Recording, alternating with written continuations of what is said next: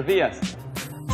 Good morning. Very nice to meet you. Nice to meet you too. It's a pleasure. Thank you for coming to Paris. No, it is a privilege. No, it is my pleasure to discuss with you. I want to learn from you.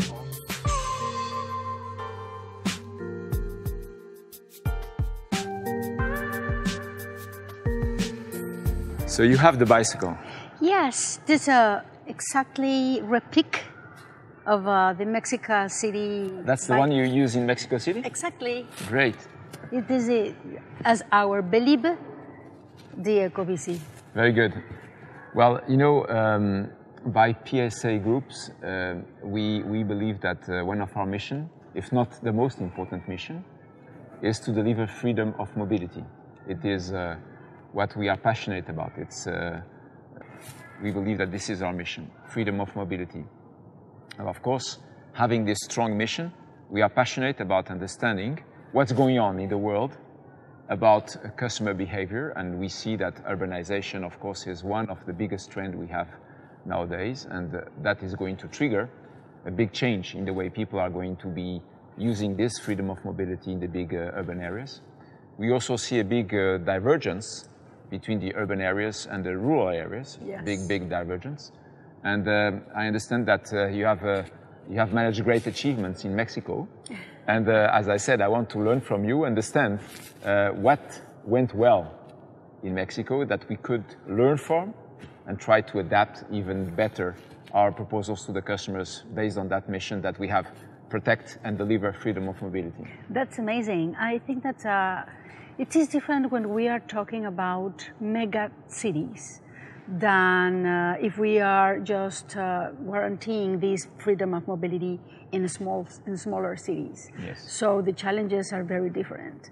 And when you are to provide the public transportation or private transportation infrastructure, then you realize that, for example, the fact that the sharing economy is helping a lot in order to provide that freedom of mobility to citizens, then you can customize some kind of services and also using technology and data in a better way in order to take care of that needs of the mobility of the citizens to go to work, but also to have fun, to visit the family, to provide and make the education needs also fulfilled.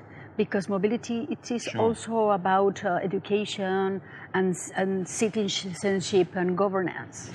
You're absolutely right, and we have seen this through the PSA Foundation that we have, and we have seen that mobility is core to jobs, it's core to health, it's core to keep a social network that keeps the society alive and the society healthy and peaceful.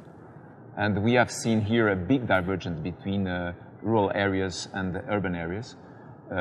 We see that in urban areas, the shared mobility is becoming bigger and bigger, and this is the reason why we have created a specific free-to-move brand, which is the mobility services brand of the PSA group, in order to support and surf on this kind of trend. But tell me, what did you exactly do in Mexico City that improved the mobility of the citizens? You know, Mexico City has been working for 30 years in order first to increase the public transportation system, but also to reduce the pollution. We used to be the most polluted city in the world, so we have higher levels of pollutants around us. And to diminish this pollution, we handle to provide better transportation system with better fuels for the city, to diminish the use of cars, and to provide also, for example, a bike sharing system back in 2010. And we have to recognize that we learned these from models as Parisian model and Barcelona. Those cities organized a bike sharing system before Mexico City, but Mexico City is very, very big. Yes. So these systems are very, very important to us because it is very difficult to move in the city. A large distance, 20 kilometers to get your office or your school or the university, if you do not use the public transportation. So once you are not using the metro, then you have you have a bike in order to reach the school or the store or the university or your employee. And that is the interesting thing about the sharing, bike sharing system in Mexico. Right. So one of the questions we have, and I'm sure you will be able to give us some vision about this, is that there is, of course, an emission issue that needs to be fixed, and we have now the technologies to fix it. That's good news. And of course, all the big car companies like ours are now able to deliver zero-emission mobility tools. And this is going to be, I believe, more expensive because the technology at this stage is more expensive, and that's going to create a social issue because we cannot limit zero-emission vehicles to wealthy people, of course. That would not solve the problem. At the same time, I also think that there is a question that nobody is raising, specifically in the cities, but I think it's there, and I would love to have your insights on that matter, is what about the footprint of automobiles in the city? Are we tackling just the problem of zero emissions, or are we tackling also the problem or the potential problem of the automobile footprint in the cities where people would like to conquer more space, more areas for their daily lives? How do you feel about this? This is very challenging because it depending also on how do you produce the energy, or how much energy do you need to fulfill those needs. Right. So if we are to electrify the mobility in the cities, not just the private one, but also the public transportation, the tram, all the tranvía in Mexico, also the electric cars are demanding much more energy that we are demanding right now. So if we are to plan a system which relies on electricity, we do need also to improve the way that we are producing that electricity. If we're still using carbon or I don't know, fossil fuels for producing energy, it is going to be worse, the remedy than the alternative. So this is expensive, thinking in the future. What we are dealing with right now, it is with a transitional period of the history that we are moving on renewable energies. But the speed that we are putting into getting solar, hydro, aeolic energy, it is the time that we have to think on how are we going to move this transition on and to provide the citizens with a good alternatives and clean air and clean energy. Exactly, and you see the point you are underlining is quite surprising for us. I'll talk here about the Western world, specifically about Western Europe. It is very difficult to find somebody who is now embracing the full scope of clean mobility.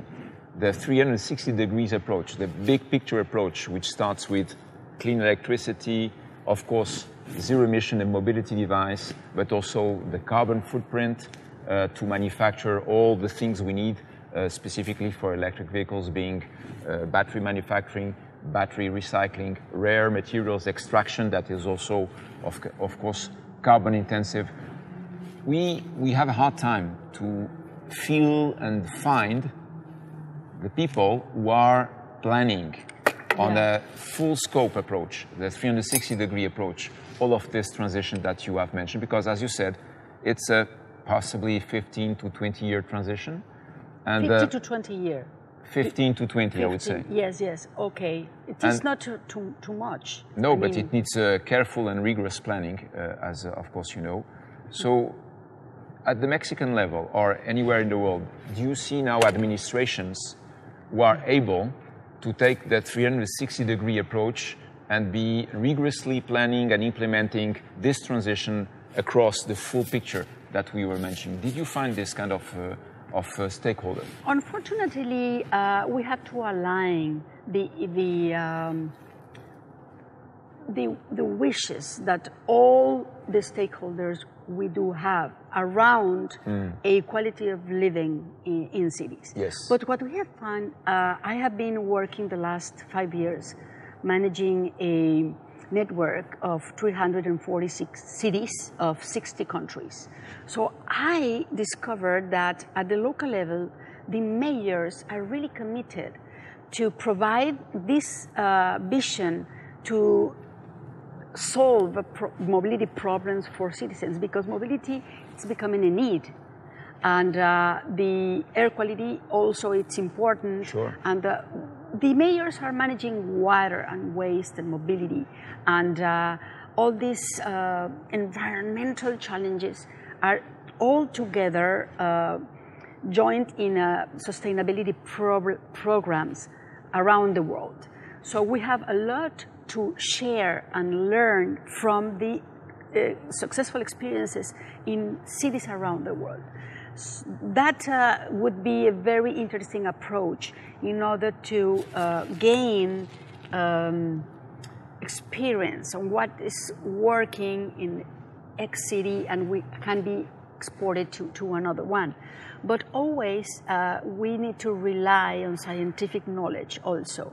And that is very important, because some decision making at the political level is made by just, it is driven by the gain of elections or political short-term goals. Short-term, and sometimes are not very supported in science. So as much as we can involve in committees the scientists in order to help the private sector and also the governments to make decisions, the decisions can be more reliable, and we can trust on that information to be really happy with the decisions that we are taking as society as a whole, but also as a government. Absolutely. You see, there is something that strikes me. Not only we have a hard time to find somebody who has a 360-degree approach, the full big picture approach, from clean electricity to low carbon footprint for recycling the mobility devices. But it is also quite clear that we have a quite negative approach. We don't want polluted air. We don't want traffic jams. We don't want. It's all about the negatives. Yes. But what about describing what is the vision for what would be an urban area, happy and healthy urban area for 2050? That's what right. do we want, instead of always talking about what we do not want? Okay, we don't want traffic jams, we don't want polluted air, that's very clear. We want a lot of free and easy mobility, but it is very difficult to find somebody who has a vision about what the cities and urban areas should be in 2050 for people to be healthy and also very happy in their daily lives. What it is also very rare is to find an automobile company worried about these matters. You know, one tends to think that an automobile company what wants is to sell cars. But it is exciting to see that, for example, PSA is worried about not just selling cars, but also the future of this right of mobility, the urban mobility, the rural mobility, the quality of life of citizens, and the role of a huge company as PSA on this new way of looking at mobility. What do you think that can be the role of automobile companies on this? Well, it's a great question, and we have a very specific case with PSA because 5 years ago, we were almost bankrupt. So the company almost disappeared 5 years ago. And this is still very fresh in our minds, which means that currently our biggest concern is to know how we should transform the company to be meeting the expectations and facing the challenges of clean mobility in the future.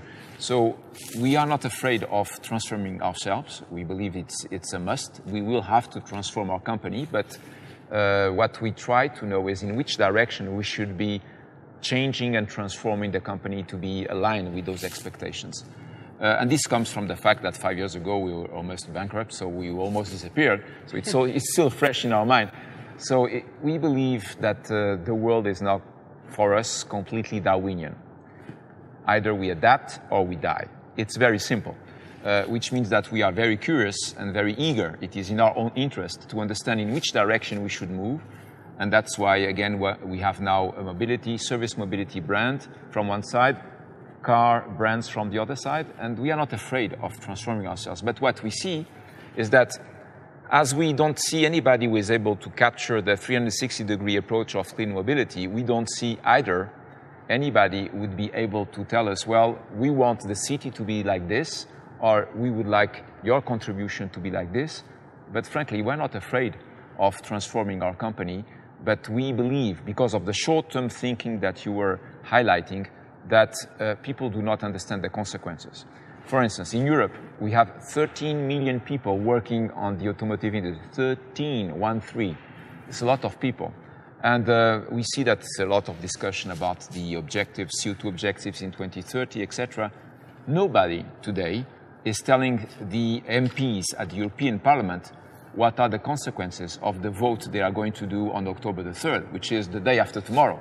Yeah. So the day after tomorrow, they are going to vote something in 2030, which of course goes in the right direction, but the speed and the magnitude at which we should move in that direction may have significant consequences on the social life of our citizens. And nobody is able to tell us and to tell them. It's much more important to tell them, because they have the power to vote, what are the consequences and the social consequences. So it's not only about changing the way we offer mobility to our citizens, it's also somewhere recognizing that the current Western society is based on the automobile that was created to deliver this freedom of mobility, and the whole way of life is going to change based on what we want to achieve. So it's not only a question for the automotive industry, it's a question for the society. How do you want this society to become in 2050, not only in the cities, but all over the place, and also in the rural areas? If not, all of this is going to diverge at one point in time. Yeah, and do you think that it is important, or there is room for collaboration between automobile companies that maybe are your competition, but also you can collaborate with some other brands to provide ideas on to solve these kind of challenges? You see, I think the answer is we must. Mm-hmm. I'm not sure that we are able to, but we must collaborate. There is no, from our perspective, there is no other choice. If not, we will disappear anyway. So we must collaborate. And this is the reason why, if we want to have fair competition that is going to be active to the best benefit of the consumer, we need to show the way on a long-term perspective. You know, if we are changing the goals in terms of direction and magnitude at high frequency, what will happen is that some car companies will die. That will create social unrest, that will create drama, and this is not going to be helpful for the societies in which we operate. So if we don't give a long-term goal, a 2050 goal or 2030 goal for the companies to bring the best of their technologies and compete in a fair way, then we will be changing direction in a very messy way. And if it is messy, you have to be Darwinian, and not all the car companies will survive, because they are not all in a Darwinian mode. And that will not be to the benefit of the citizens, because that will create unemployment, that will create unrest, that will create costs for the society. So yes, we must collaborate. And I think the responsibility of the leaders, the political leaders, is to create a stable direction as much as they can, which goes far beyond the political stakes they are involved with. And of course, creating a fair competition framework in which we can collaborate and compete at the same time. There are a lot of measures right now around the world taken against cars, because we are to prevent the pollution and the traffic and to provide mobility. And there is a bet for public transportation mobility around the cities against the private usage of cars. What do you think about the new way of sharing and mixing up different transportation methods, as bikes and scooters and Ubers and cars and public transportation? How it's going to be that mixture in the future? There is one thing I would like to share in terms of observation. if you look at the automotive world for the last century, there are two things that the consumer and the human being have not compromised with for 1 century. Two things. One is safety, and the other one is comfort. Safety is a must. Nobody wants to trade off anything against safety. So safety about the technology, safety about the mobility device, safety about the people with whom you are traveling. So all of this is about safety, and human beings, generally speaking, do not compromise on safety. But the other thing, which is also very interesting, is that for the last century, human beings are looking for more comfort. More comfort in terms of entertainment, in terms of heating, in terms of air conditioning, in terms of seating, in terms of ergonomics. It's all about comfort. So safety, no compromise, and comfort always plus, plus, plus. So a multimodal transportation system for us is fine. I think that works. And I think it is a combination between rural areas, big distance traveling, and short distance traveling. And of course, we need to adapt to that. In urban areas, I still think that our leaders are not showing the way beyond being in a negative mode, which is, I don't want this, I don't want that, but at the end of the day, what do you want exactly? What is the end game? What is the vision of the city organization and the city quality of life for 2050? I think that's what we need to understand, and that's a big responsibility for the politicians, of course. And it's difficult. I recognize it's a difficult job. It's their job. Each of us has his own job. So multimodal transportation for us, it's absolutely fine. And we are even selling cars with an electric mobility device in the boot that you can charge in the car. So you park your car, then you have your two-wheeler mobility device, which is electric. You go and you come back, you charge again in the car, and you move with your car. So for that, it's absolutely okay. We have no problem with that. But at the end of the day, again, I see a big divergence between rural areas and urban areas. That starts to be a political problem. You see, in Europe, people living in the countryside, which is a marvelous countryside, as you know, in Europe, all over the place, they don't feel represented by the urban elites. And they feel that the urban elites are deciding for themselves in a selfish way for downtown, because there are big monuments, nice gardens, and nice places, and they don't care about the low-cost mobility that is needed in the urban areas to go from a point A to point B, simply to go to the hospital, to go to the doctor, or to go to the job, to go to the employment. And that divergence is not healthy, because it creates a breakdown in the society. And I think we are not taking care of that, because the urban elites are deciding rules that are primarily aimed at making a better mobility, a cleaner mobility in the cities, but not looking enough at urban areas. So I agree that we will have a more fragmented system that needs to be better combined. If not, only wealthy people will be able to afford autonomous vehicles, zero-emission vehicles, high technology, very high price. And on the other side, you only have shared mobility, which brings a big hole in the middle, which I don't think is the way to go. And do you think, I realized, that I learned that PSA has been building bikes also from long time ago. And have you ever think that you can also provide a bike with a car, or also be a provider of bike sharing projects around the world? Because this is an industry which is growing a lot. When we started these projects in Paris or Mexico City 10 years ago of bike sharing, there were only 20 cities around the world with bike sharing programs. And right now we have 1,600 cities with bikes, which also is creating some chaos in some cities. I don't know if you are aware of these bikes all around. On the sidewalks. In the sidewalks and in public space, invading also the pedestrian sites. But we do need to organize all the different modalities of transportation in the public space, which is limited. So how do you think that it can be planned properly, a city which has space for all, not just, for example, we have been 100 years creating infrastructure for cars in cities. They are very, very free to move everywhere.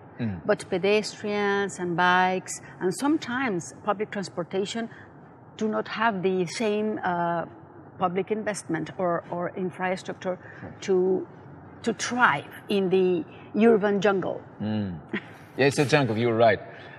You see, one of the things that it's quite easy to anticipate is that with all the two-wheeler devices that we now have, there will be more accidents on the sidewalks between two-wheelers and pedestrians. This is going to happen very soon, which then is going to trigger another negative reaction, which is, okay, you cannot go on the sidewalks with a two-wheeler, so where do you go? Well, you go where you have the cars today, and that will create another kind of accidents, which means at the end of the day, we are back to our initial question, which is the footprint of automobiles in the cities.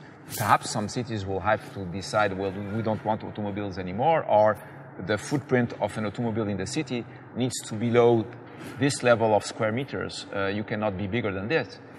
All of this is acceptable as long as we plan strategically for it. It's the same thing of clean mobility. Nobody is planning for the 360-degree approach. And in the city, nobody is giving the 360-degree approach either for how you want to organize the space in the city. Perhaps few lanes for the cars, one more lane for the two-wheelers, more space on the sidewalks. All of this is still very, very short-term oriented. And as I said, we have a lot of business in two-wheelers, bicycles, two-wheeler electric mobility devices that you can put in your boot and charge in your boot in your car, also motorcycles. We are in those business, and we are very fine with that, very relaxed with this approach. But if we don't have a vision for what the urban areas should be in space allocation, area allocation, the footprint that you allocate to sidewalks, to two-wheelers, to cars, etc., then it's very difficult to plan and support. Do you know what? This is very challenging for cities because we have to deal with a transitional policy which includes all the modes, at the same time, all the technologies. You cannot switch from one day to another overnight from electric to diesel or gasoline. So the big challenge is the transition, because we can draft the future we want to live in. But now we have a very, very different reality. So if we are to design a new city, it's going to be easy. But if we have a city already. Yeah, it's not a white sheet of paper. You start from existing. You start with the streets that you have. Think about the metro here in Paris. It is designed where they used to have the streets because they cannot dig where the castles or the other things were built up. So that was determined by the streets. So they build the metro lines on the streets. So we are determined by the construction that we already have. For example, Mexico City is a city which was founded on the 16th century. And also we have aquifers and we have a lot of troubles of managing water, and we have also a challenge of earthquakes. So the resilience of the city, it's a matter that we need to plan on, but while we are using the city, it's like changing your clothes while you're still being dressed, you know? Yes, absolutely. It's quite challenging. I recognize that's not an easy job. Huh? Yeah. I recognize that. And you see, then the key question will be, what about urbanization? What about the 9 billion people that we'll have on the planet by 2050, right? And one question we could raise for ourselves, which is a big one, is urbanization the end goal? Is it the best way for humanity to progress? Is it to bring everybody together in urban areas? Can we manage that? Because, as you said, the speed of technology is now becoming much bigger than the speed at which we can change the environment and adapt, right? There are so many interests, so much fragmentation in the society that technology goes 1 million times faster than our ability to change and to decide and align the interest of everybody. So that's really the key question, of course. I have read that data is the new oil, because as soon as you can manage data, and for example, understand the mobility patterns of citizens, you can customize the services, transportation Yes. and mobility services. So if we are to thrive on mobility in cities, I think that the data management must be shared with private sector, public sector, scientists, in order to craft a solution. But as you said, 360 degrees, taking care of environmental impacts, economy, and also the needs of mobility and how the new technologies and the new fuels and the new energy production can be speed up in order to fulfill all those needs.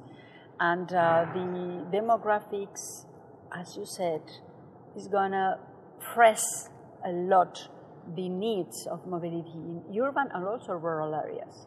Absolutely. The demographics are going to be key. I think this is something that we are not taking enough into consideration, the fact that 9 billion people in 2050 on the planet is going to be a huge challenge for humanity. The other thing is that we should never forget safety and comfort. Those two pillars are still there. Yesterday I was listening to a gentleman on the French TV. He was saying that he's creating more car sharing parkings in the highways to promote the fact that people come to this parking and you can have car sharing. And the journalist was asking, yeah, that's a great idea. So you can have more people in the car, so less CO2 emission. That looks great. But what about safety? How do you know that the person you are bringing in your car is somebody who is honest and reliable? And he was saying, well, that's not a problem because we have our database and we are going to filter the people. We are going to evaluate if this person is a good person to tell you, yeah, you can travel with him because it's safe.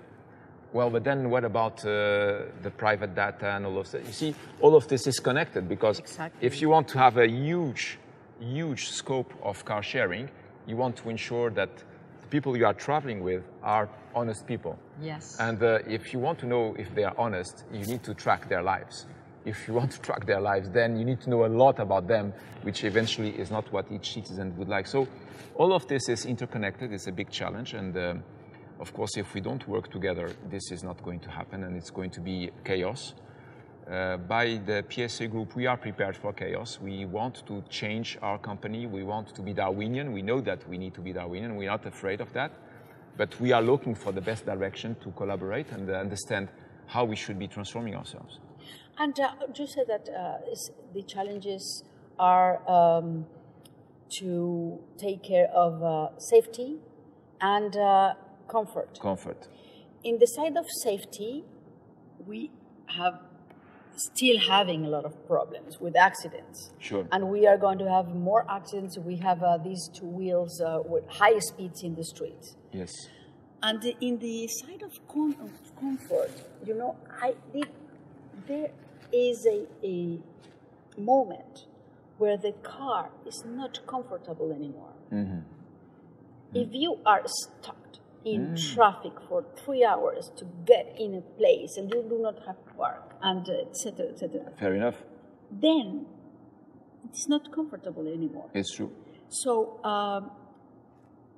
the massive use of cars becomes being uncomfortable because it was comfortable when there were just a few of them.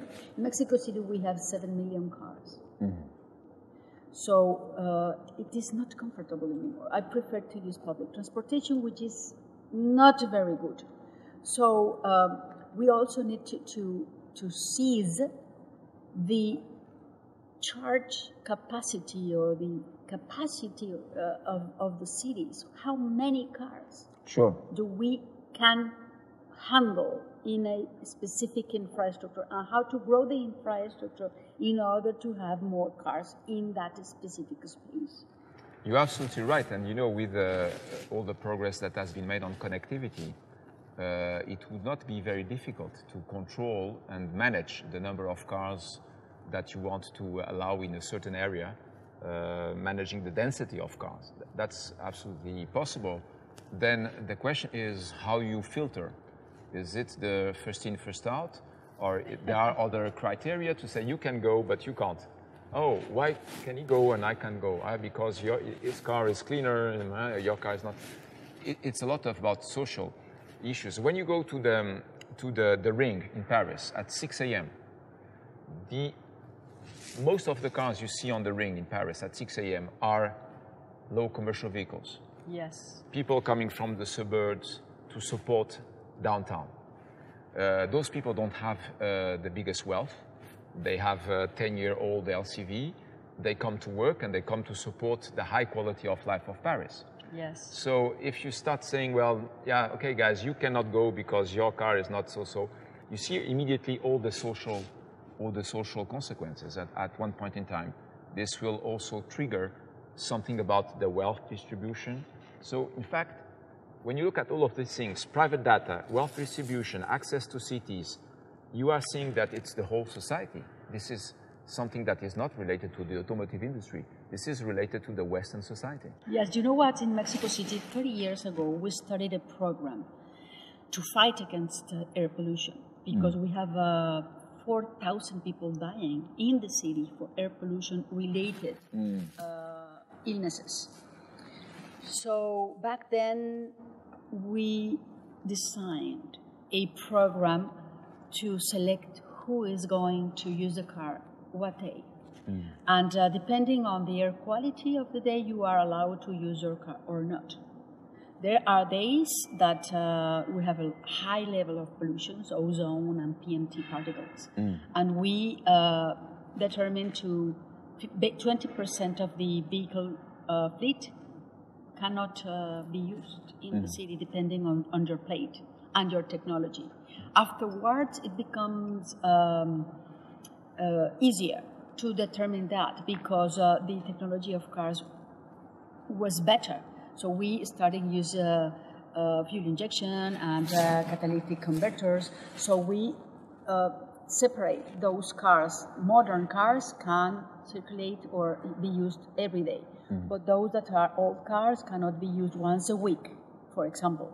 So that kind of decisions are very hard also for governments and politicians. Yeah, unpopular. Exactly. Sure. But we used to say that the unpopular leaders of today will be the heroes of tomorrow, which is the opposite of demagogy, which is killing as a cancer of our societies. I think that makes sense.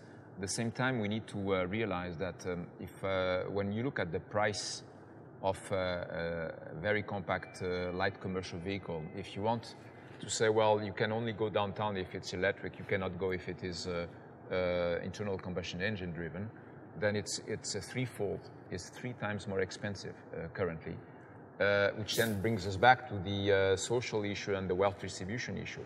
How do you manage this? I used to say that clean mobility is like biofood. It's more expensive. And is the society ready to face this? Because if you don't sell the clean mobility at the appropriate price because of the additional cost, then either you have restructuring in the car companies and then you have unemployment, or you have to subsidize somewhere the sale of this car, which is, of course, a burden for the society and for the tax system of the country. So all of this is about big challenges. And again, what is interesting and exciting, and we feel good about it, is that all of this is not about the automotive industry. All of this is about, we have built a society around cars for 1 century. Now we discover the side effects of this, and we would like to correct it, which is fine with us. And we are not going to be an obstacle on this path. We are going to support and adapt because we are Darwinian. But do we really understand where we want to go? And it's only discussing with people like you that we can learn. Because up to now, what is very striking is everything related to the environment has been so negative. It's all about punitive decisions. How can we make environment something fun, something that we are proud to support in a way that is not making our life impossible? Yeah. And moving from punitive environment decisions to, I would say, proactive, independent, natural decisions, spontaneous decisions is a real challenge. There is, as I said, one of the key challenges is to make sure that while we transform the society and the mobility, we understand scientifically what we are doing, which needs a huge scientific background and a 360-degree approach of the mobility needs of the population. I understand that in Mexico City, you have gathered a significant number of scientists to support your strategic thinking. Could you explain to us how you manage this? Do you know what happened before the city set these restrictions for the car usage? We need to gather enough scientific knowledge to support decisions. It is not an occurrence of a governor or the mayor or the president. So the city created back 30 years ago in 1992 a commission, metropolitan commission, backed up with the scientists in order to determine, for example, the way of monitoring the air quality, how much of each pollutant we have, and how to fight against each pollutant. So they made recommendations, and that recommendations were discussed at all political levels. But without that support, it is very difficult to defend in the front of the society a measure that says that you are not going to drive your car once a week, for example. Mm-hmm. So that was very important. And the second thing was to organize a comprehensive program to take care of the air quality of the city for 10 years, because all the governments involved in the commission, the federal, the local, and the mayor, and the municipalities, change every time, 3 years, 6 years, the direction, and the plan cannot be changed every 3 years. So we organized a comprehensive 10-year program. We have had four programs, 10-year programs, in order to stick on the main direction. Policies that the city needs, all the metropolitan area, involving 59 municipalities around. And both things, I think, that contributed to have a decreasing air pollution in the city the last years. If you see the trend of Mexico City, we're still being a polluted city, but we used to be very, very bad back 20 years ago. So that works. Well, that's fantastic because I think that's really thoughtful. As we said, we need to have a vision for what we want to have as a living standard in the cities in 2050, and we understand that all of this needs to be driven by a scientific approach that goes in terms of lead time far beyond the political framework and the political time window. So it's far beyond the 3, 4, or 5 years time window of our politicians. So we need to help them with a scientific background that gives direction, persistency on the implementation of those plans. I think that makes total sense, and we need to step out of demagogy. We need to step out from just putting a camera on the tailpipe of a car. Is certainly very spectacular, but it's not representative of the full problem that we have to solve. It's very surprising and somewhere sad to see that when we decide in the cities that we don't want diesels, we increase the CO2 emissions, but we reduce the particles. So the particles is an urban problem, and the CO2 is a global problem, right? And that contradiction is not very supportive of the things that have been decided, because you are solving the particle problem in the cities, but you are increasing the CO2 emissions in the global planet.